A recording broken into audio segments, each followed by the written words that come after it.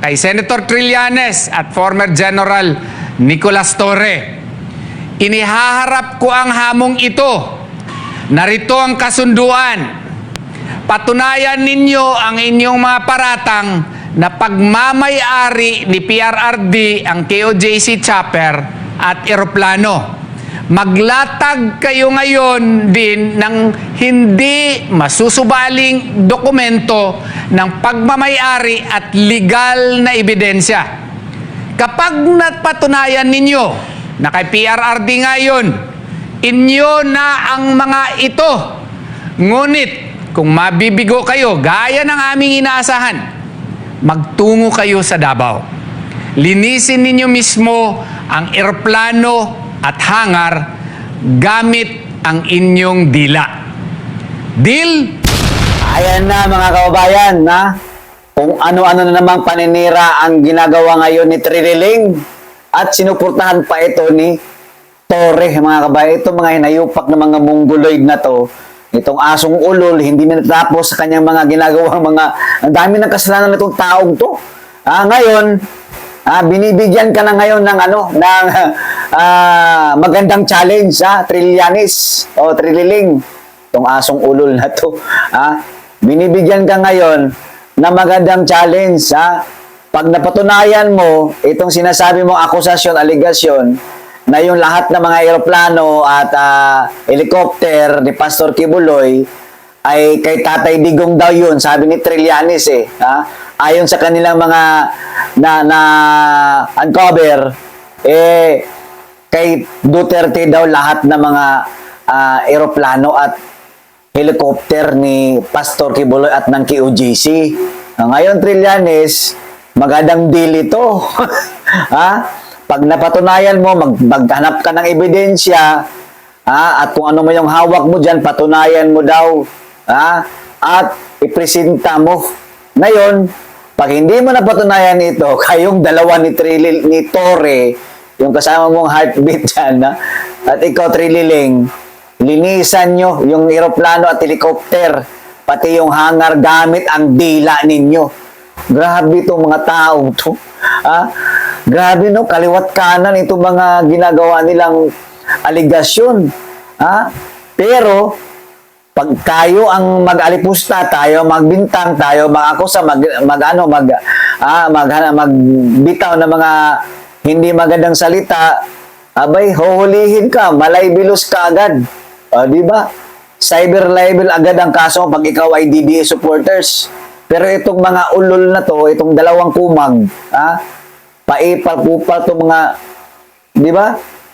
Free sila. Kasi nga, wala namang bumabatiko sa kanila. Kung meron man, mababasura din kasi hawak sila na may kapangyarihan eh. Grabe na. Ito, panoorin din natin ito, mga kabayan natin. So we will give them 1 month to prove. Siguro, ano na yan eh, mahaba na yan na panahon kasi sabi kasi niya, ang na-uncover namin, yung mga private jet or helicopter na binibili ni Kibuloy, sa kanya yun kay Duterte. So meaning, may na-uncover na sila. Meaning, meron na silang ebidensya. So if you have the evidence, Senator Trillanes, present it within 1 month. Kasi kanina pala, hindi namin na-emphasize that. We will give you 1 month from tonight. No? 1 month thereafter, any day, just give us prior notice at least 3 days before, no? To prove, present to us your evidences. Ayan, Trililing. 1 month ha. Ilatag mo ang ebidensya mo, yung mga nakalap yung impormasyon dyan, isama mo yung story. Kasi pag hindi, talagang pupunta kayo ng Davao. Kayo magmasi dito at talagang maghanap kayo ng heartbeat. Kung kanang yung jet plane ba at yung aeroplano, kay Rodrigo Roa Duterte. Mantakin mo, matagal na panahon na eh. Matagal na panahon na nagkaroon ng mga ganyang sasakyan si Pastor Kibuloy, may chopper, aeroplano, matagal ng panahon. Ikita nyo naman, nationwide, international, itong Kingdom of Jesus Christ. At saka, kita nyo, sa dami ba namang problema, paulit-ulit, kung hindi kay Sara Duterte, kay Pulong, kay Basti, kay Pastor, kay Bato, Grabe, kay Bongo, lahat na lang yata nitong mga taga Davao na ating mga politiko, mga kadidis, ibinibira itong asong ulol na to. O eto mga kabayan, panoorin po natin yung full video, no? O, galing dyan sa SMNI. Matter of fact, a while ago, meron kaming official statement ng KOJC na binasa, and I think it is high time again now to read it again para makita talaga. There is no reason for former Senator Antonio Trillanes as well as former General Nicolas Torre to deny that they did not hear this. No? I will read again the official statement. Distinguished members of the media, fellow Filipinos and friends, throughout our nation's history, under every previous administration, the kingdom of Jesus Christ has freely worshipped and served God without interference. Today, that sacred freedom is under siege. SMNI was indefinitely suspended. Pastor Apollo C. Quiboloy, our beloved founding president, falsely maligned and incarcerated.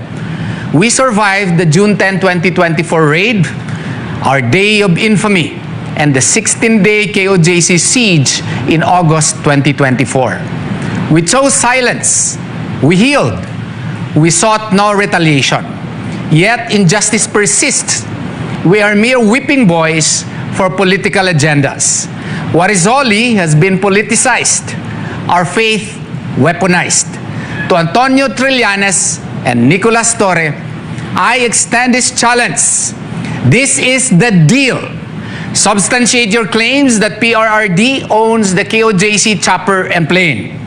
Present irrefutable ownership documents and legal proof here today.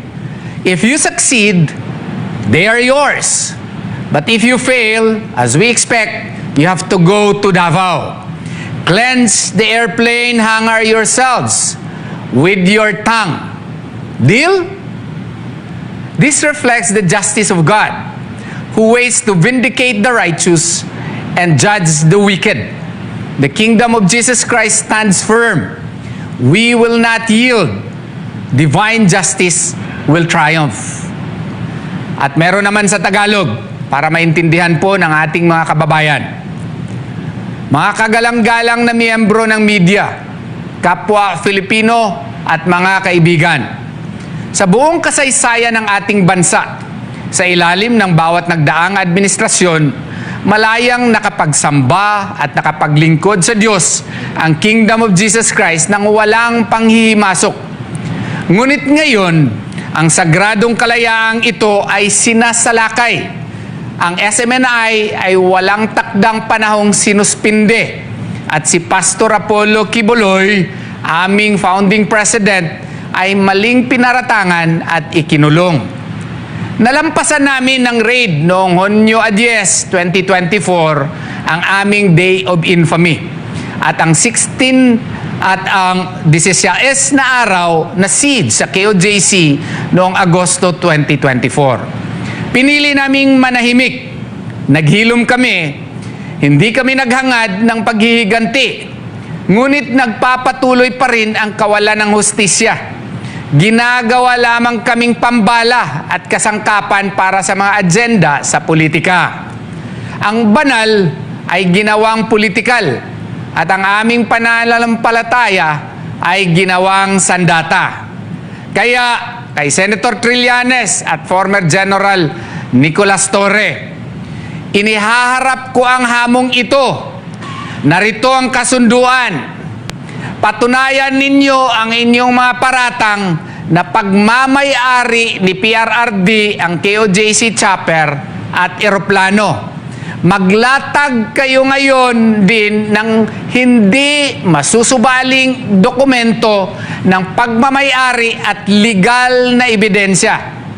Kapag napatunayan ninyo na kay PRRD ngayon, inyo na ang mga ito. Ngunit kung mabibigo kayo, gaya ng aming inaasahan, magtungo kayo sa Davao. Linisin ninyo mismo ang eroplano at hangar gamit ang inyong dila. Deal? Ito ay sumasalamin sa hustisya ng Diyos na naghihintay upang bigyang katarungan ang mga matuwid at hatulan ang masasama. Matatag na nanindigan ang Kingdom of Jesus Christ hindi kami uurong.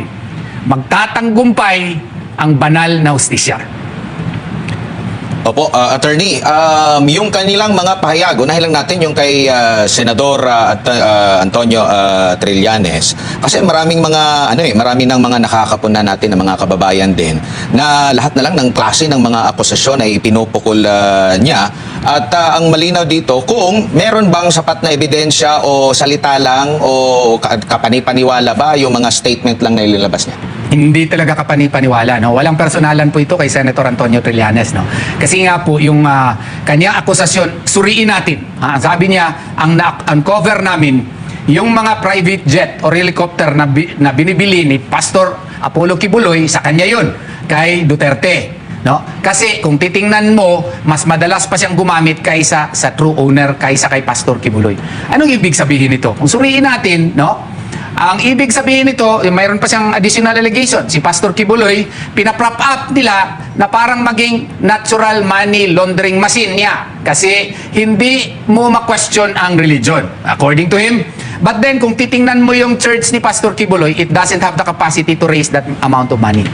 Now, doon sa kanyang first accusation, na kay PRRD daw yung helicopter at mga aeroplano, kasi nga daw, mas marami pa daw beses na ginagamit ni PRRD kaysa kay Pastor Apollo Kibuloy. Maling-mali po yun. Kasi nga po, kung mag-accuse ka na hindi sa KOJC yun, kundi kay PRRD, dapat magpalabas ka ng litrato, labas ka ng video, maglabas ka ng mga witnesses, na si PRRD talaga ang nagbigay ng pera para ma-acquire yun. Iwala eh. Wala siyang maski katiting na ebidensya to prove his accusation. So in effect, this is very libelous. And this constitutes a severe allegation that Pastor Apollo Kibuloy has committed a violation of the AMLAC law and other crimes under the prevailing laws. Ang tawag namin dito is non-sequitur. Just because, kung totoo man, hindi namin inaamin yan ha, just because, kung totoo man, na si Presidente Duterte ay mas maraming instances na siya ang gumagamit, it is not proof to prove that he really owns these KOJC properties.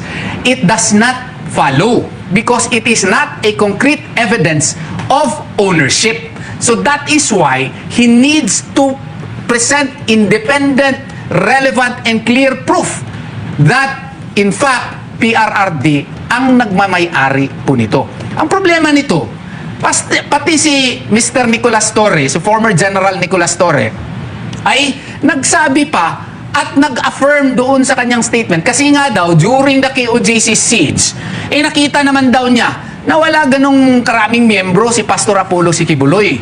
Oh, is this proof na to prove na hindi maka-acquire ang KOJC nito? Kasi wala masyadong miyembro si Pastor Apollo Kibuloy during the KOJC siege. Hindi rin yan ebidensya. Kasi kung titingnan mo yung context, days pa lang, months pa lang, meron na silang mga pahiwatig na kanila talagang lulusubin yung KOJC compound. At saka sa June 10 nga, sinilusob talaga na, may namatay pa nga eh. At may mga pinalabas sila ng mga declarations. O kung ikaw ang miyembro, pupunta ka pa ba sa KOJC compound na ganun ang nangyari? Tsaka, nagkaroon ba sila ng ng clear study nung previous birthdays ni Pastor prior to the siege in August of 2024? Nung birthday lang, nung 2021, 2020, 2019, milyon yung mga tao na pumupunta doon sa KOJC compound na nanonood kay Pastor Apollo Kibuloy's presentation at pagpapakain ng mga millions of children na nandun. Oh, hindi ba proof yun ng kanyang following? Na napakaraming tao yan, oh, tingnan mo. Yung feeding station yan, prior to the siege, prior sa ginagawa nilang pangaharas ngayon. Hindi ba nila kinonsider yung mga panahon na yun? Ang kinonsider lang ni General Torre ay yung during the KOJC siege.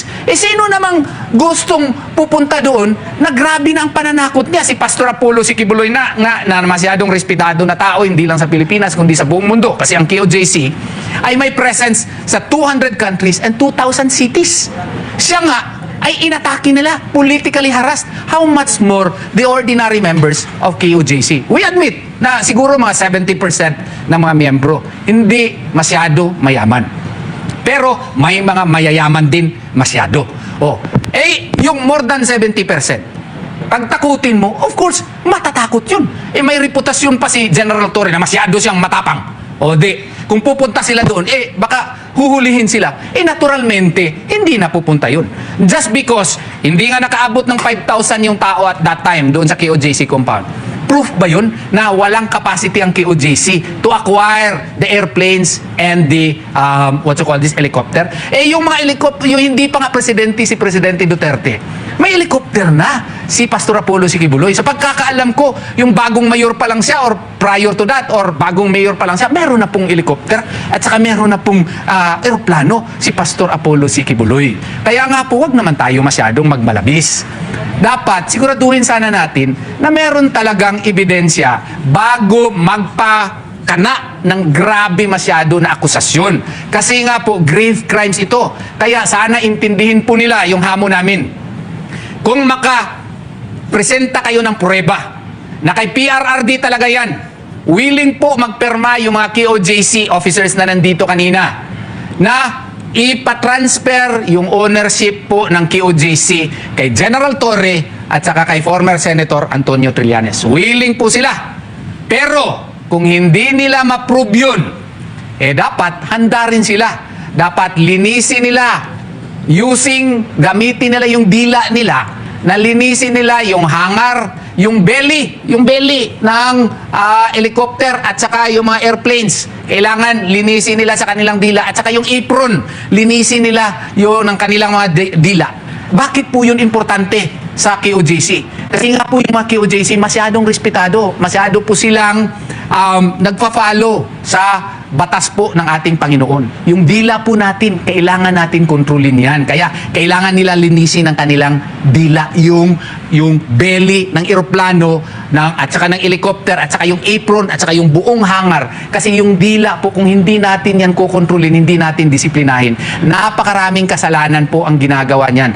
Sisirain yung reputasyon ng mga respetadong tao, katulad ng KOJ, ni Pastor Apollo Sikibuloy, at saka si PRRD, at alam naman natin na hindi sa kanila yun.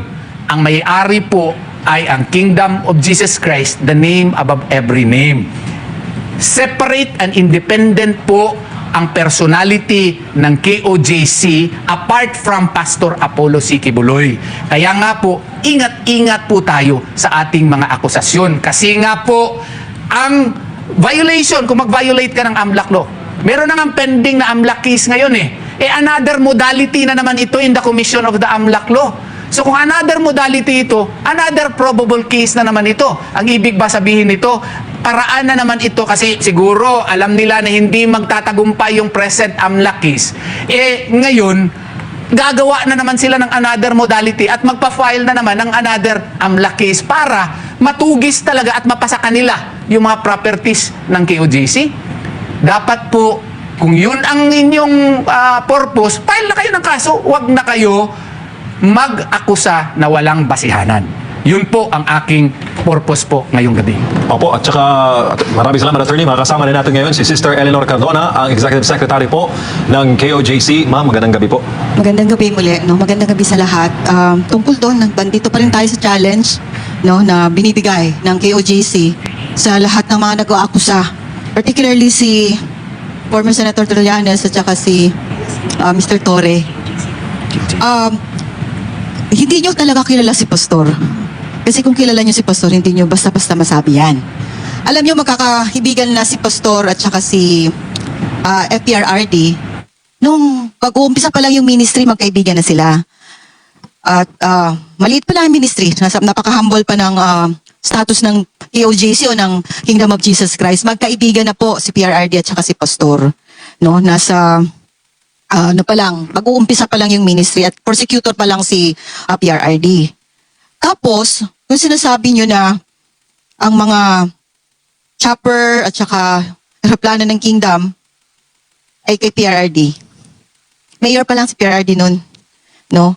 At saka yung mga chopper ng Kingdom, para sa kaalaman ng lahat, hindi lang yun kay Pastor, sa ministry yun.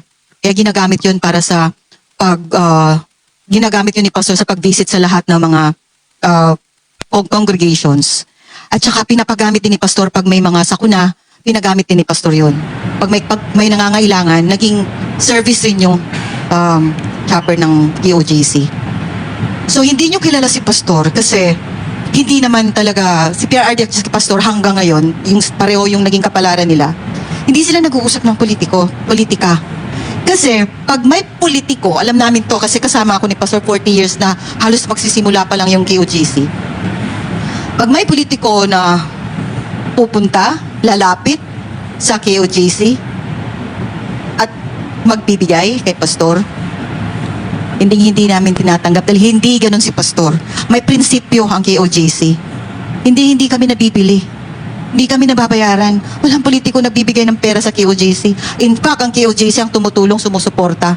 Kapag nakikita namin na naaayon siya, namamahala sa ating bansa. KOJC, si Pastor mismo ang sumusuporta, hindi yung politiko. Kapag ikaw nagbigay kay Pastor, wala ka na. Hindi ka na makakabalik. Markado ka na sa KOJC dahil may prinsipyo kami, lalong-lalo na sa aming mahal na pastor. May prinsipyo ang aming mahal na pastor. Kaya hindi napibili kailanman, hindi nababayaran, hindi nabibigyan. Kapag ikaw nagpahiwatig na magbibigay ka at kukuha ka ng simpatiya o kukuha ka ng boto, kung politiko ka, markado ka, hindi ka makakabalik. Hindi ka na makakatapak kahit kailan sa KOJC. So ganun po si pastor. Kaya itong mga accusation na ito, hindi to basta-basta. Paninira. We were silent during the siege. We were silent during the day of infamy on June of 2024 and on August 24 of 2024. But this time, yung mga paninira ninyo, yung mga pag-aakusa ninyo, ngayon, kasi inaakusahan nyo uli si Pastor at ang KOJC, hindi yan basta-basta. At saka, isa pang issue, no, attorney na mention na po nagto kanina, sa press con, yung sinabi ni Mr. Torre, yung sinabi niya na, walang capacity ang kingdom na bumili ng chopper kasi konti lang sila. Nung nandun kayo, no? Nung sinukob nyo yung compound namin doon sa central headquarters namin sa Davao City, sabi mo, bakit konti lang? Alam mo ba? Ang mga nandun, ang pumasok sa compound, yung within the vicinity lang ng compound. Yung mga district na malapit lang doon. Hindi pa nga buong Davao City. At saka yung mga ibang satellite at yung ibang mga KLC, sa mga kingdom-led congregations ng kingdom, sa buong Pilipinas, Luzon, Visayas, Mindanao, at saka sa iba pang mga bansa, alam namang lilipad sila para harapin ka. Ganun ka ka-importante? Kaya nga, nakita nyo hindi kami lumalaban. Wala, pinabayaan namin kayo, sinalaula nyo ang compound namin. Pero sino ka ba? Gaano ka ka-importante para harapin ka nang napapatawag namin yung buong kingdom? Buong kingdom of Jesus Christ? Hindi. Kaya yun ang tiningnan mo. Kasi, iba yung talaga yung takbo ng utak nyo no? Kaya diba, sinabi ko na sa'yo noon pa, gamitin nyo naman yung mga sensibilities ninyo, yung takbo ng mga utak natin. Yun lang tinitingnan mo, kaya hindi kami capable, at ang KOJC, hindi capable bumili, walang capacity para bumili ng chopper, ng eroplano, kahit yung mga properties, kasi konti lang, nung nandun ka sa ground, yun lang ang nakita mo. So, ganun yung takbo lang ng utak nyo, yun lang nakikita ninyo. Buong mundo, buong Pilipinas yung members ng KOJC. Lahat ng satellite, lahat ng mga KLCs sa bawat syudad. So, hindi na sila, alangan naman, iwanan nila yung gawain. Alangan naman, lilipat sila sa Davao para harapin ka lang. Alangan naman, biglang iiwanan nila yung mga ginagawa nila, yung mga kongregasyon. Hindi naman ganun ang KOJC, stable kami. Establisado na ang gawain ng Kingdom of Jesus Christ saan man. Kaya yung Davao City, yung Central, workers yun. Full-time miracle workers na naka-assign doon lang sa compound. At saka kung may mga KMM or mga Kingdom members man or Kingdom citizens, galing lang yun doon sa Davao. Hindi pa nga lahat. Wala pa yung mga southern part ng Davao City. So ang nandun lang, yun, yung mga nasa malapit lang na mga district, sila yung pumupunta doon. So para malaman din ng lahat, no? So yun lang, no, attorney, para alam din nila, kasi yun nga, yung mga nag-aakusa, kasi yung naging issue niya na walang capacity ang kingdom na bumili ng chopper. Hindi yun, ganun ang takbo ng isip nyo, napakaliit. So, ganun din. Kaya kung mag-aakusa kayo, wagas. Kaya ngayon, dahil dila ang ginamit nyo upang sirain, no? Ang KOJC at aming mahal na pastor, dila ang ginamit ninyo dahil sa pagsasalita nyo. Kaya, para linisin nyo, para maging malinis din, yung pag-aakusa ninyo, dila din ang gagamitin ninyo. Yung underbelly ng eroplano, kasi yun ang sinasabi, eroplano at saka chopper, Yung bang parang aso na magdidila, attorney? Parang ganon. Luluhod kayo at yung underbelly na aeroplano at saka ng chopper. Buong hangar. At yung apron sa labas. Yun. Doon. Yun ang deal. Kaya merong hangganan yung deal. Hihintay namin kayo. Attorney, nagbigay ka ba ng ilang araw? Dapat sagutin nila ito. Oo nga eh. Sagutin ninyo. Kasi andyan yan. Yung challenge, sagutin ninyo. Ilang araw lang. O yun. Sagutin ninyo. Yung challenge, kasi kung makaakusa kayo, ganon. Kaya, ito yung challenge ng KOJC sa inyo. Torre at saka kay Trillanes. Oo nga. But that's a very good suggestion, ma'am, no? Kasi pangit din kung indefinite yung ating challenge. So we will give them 1 month to prove. Siguro, ano na yan eh, mahaba na yan na panahon. Kasi sabi kasi niya, ang na-uncover namin, yung mga private jet or helicopter na binibili ni Kibuloy, sa kanya yun kay Duterte. Oh. So meaning, may na-uncover na sila. Meaning, meron na silang ebidensya. So if you have the evidence, Senator Trillanes, present it within 1 month. Kasi kanina pala, hindi namin na-emphasize that. We will give you 1 month from tonight. No? 1 month thereafter, any day, just give us prior notice at least 3 days before, no? To prove, present to us your evidences. Kasi ang ebidensya mo kasi doon sa interview, imagine that, maski first year college student, this will not qualify as proof eh. Kasi sabi mo, kasi pag titingnan mo, mas madalas pa siyang gumamit kaysa sa true owner, kaysa kay Pastor Kibuloy. In the first place, hindi po si Pastor Kibuloy ang may-ari nun, KOJC ang may-ari nun. So, yung kanyang premise, mali na. Granting for the sake of argument na tama nga siya. Hindi rin yun enough evidence kasi yung ebidensya is one which will create a direct link, a causal link between ownership and the allegation. Is this an evidence? Because if you say na ang mas nagagamit nun ay si Presidente Duterte kaysa kay Pastor Kibuloy, hindi yun ebidensya. Kasi nga po, ang ebidensya na hinihingi ng batas ay yung may causal link between the allegation. Picture na nagbigay ng pera si President Rodrigo Duterte, or video na nagbibigay, testimonial evidence na nagbibigay nga, nakita nila how much, who, what, when, where, how. Yun ang ebidensya. Kasi ito, this already discredits the possible other reasons. This discredits the possibility na, which is real, na yung generosity ni Pastor. Alam mo ba na ilan ng government officials na tawagan lang ang KOJC at maghiram? Ang generosity ng KOJC, grabe. Meron ngang isang businessman, hindi ko lang pangalanan, nawala doon sa Samal. At saka, yung pagkawala niya, na-aksidente siya dahil yung merong, yung Scuba. yung scuba diving, nawala siya. Nagtawag sa KOJC, nagpatulong. Ang KOJC nag-react agad, pinagamit yung helicopter at nagsali doon sa search operations. Tuwing may calamities, yung mga government officials po, tumatawag po sa KOJC at nagpapatupi, di ba namin mahiram yung helicopter nyo? Sumasang-ayon, nag-give in yung KOJC doon sa in times of emergencies. Yun ba that would prove na kay PRRD yun? Saan tumatawag yung mga tao? Ang tumatawag naman yung mga tao doon sa amin, mga government officials, sa KOJC naman eh. Na-counter namin yung argument ninyo because the generosity of KOJC as well as Pastor Apollo C. Kibuloy knows no bounds. Pag may kailangan yung gobyerno, pag may kailangan yung tao, if there is a need at kung kaya nila, pinagbibigyan po nila. Kaya kailangan namin ng ebidensya 1 month.